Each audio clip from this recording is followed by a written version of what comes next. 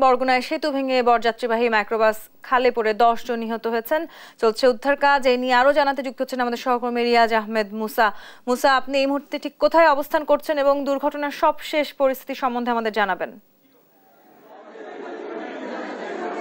আমি এখন রয়েছি বরগুনার আমতলী স্বাস্থ্য কমপ্লেক্সে। আপনি জানেন যে বরযাত্রীবাহী একটি বাস মাইক্রোবাস কিন্তু দুর্ঘটনার কবলে পড়ে। সেই দুর্ঘটনার কবলে পড়ে কিন্তু এখন পর্যন্ত আমরা 10 জন নিহতর খবর পেয়েছি এবং সেই যে বৃষ্টি ভেঙে পড়েছিল সেই বৃষ্টি ছিল চাওড়া এবং হলদিয়া ইউনিয়নকে, দুটি ইউনিয়নকে এক করেছিল। সেই বৃষ্টি দীর্ঘদিন ঝুঁকিপূর্ণ ছিল। সেই ঝুঁকিপূর্ণ ব্রিজে বরযাত্রীবাহী যে বাসটি উঠেছিল, মাইক্রোবাসটি উঠেছিল, সেই মাইক্রোবাসটি এবং একটি অটোরিকশা পানিতে পড়েছে এবং মাইক্রোবাসের মধ্যে এখন পর্যন্ত আমরা যতটা জানতে পেরেছি 17 জন যাত্রী ছিল, তার মধ্যে 10 জন নিহত হয়েছে এবং আর যে যাত্রীরা তাদেরকে কিন্তু জীবিত উদ্ধার করা সম্ভব হয়েছে। আমরা যাত্রীদের সাথেও কথা বলেছি, তারা জানিয়েছে যে আসলে ড্রাইভার যিনি ছিল তিনি বের হতে পারলেও কিন্তু যাত্রীরা কিন্তু অধিকাংশ বের হতে পারেনি। ড্রাইভার দরজা না খোলার কারণে কিন্তু তাদের বের হওয়া সম্ভব হয়নি। আমরা এখন যদি দেখানোর চেষ্টা করি, এখানে কিন্তু শোকের মাতম চলছে। একটি বিয়ের বরযাত্রীর গাড়ি, সেই বরযাত্রীর গাড়ি হঠাৎ এমন একটি মর্মান্তিক দুর্ঘটনা,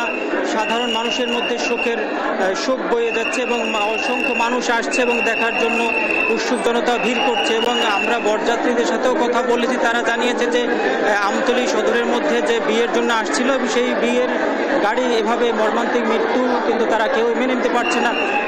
এখন পর্যন্ত কিন্তু যারা নিখোঁজ রয়েছে তাদেরও উদ্ধার করা হয়েছে এবং কেউ কেউ উদ্ধারের বাকিও রয়েছে এবং পুলিশ কিন্তু এই জনতাদের কিন্তু ফেরানোর চেষ্টা করছে এবং তারা কিন্তু ঢোকার চেষ্টা করছেন।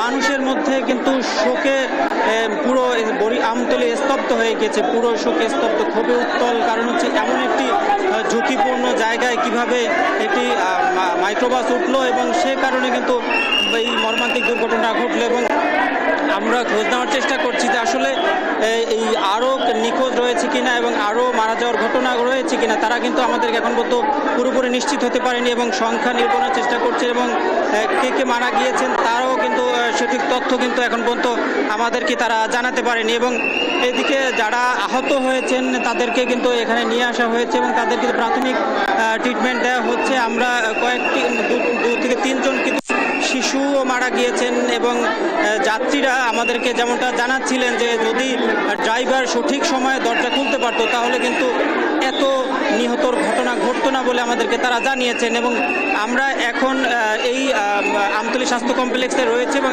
আমতলী স্বাস্থ্য কমপ্লেক্স থেকে পরবর্তী সময়ে আপনাদেরকে আরও আমরা তথ্য জানানোর চেষ্টা করব। এই ছিল বরগুনার আমতলী থেকে আমার কাছে সর্বশেষ।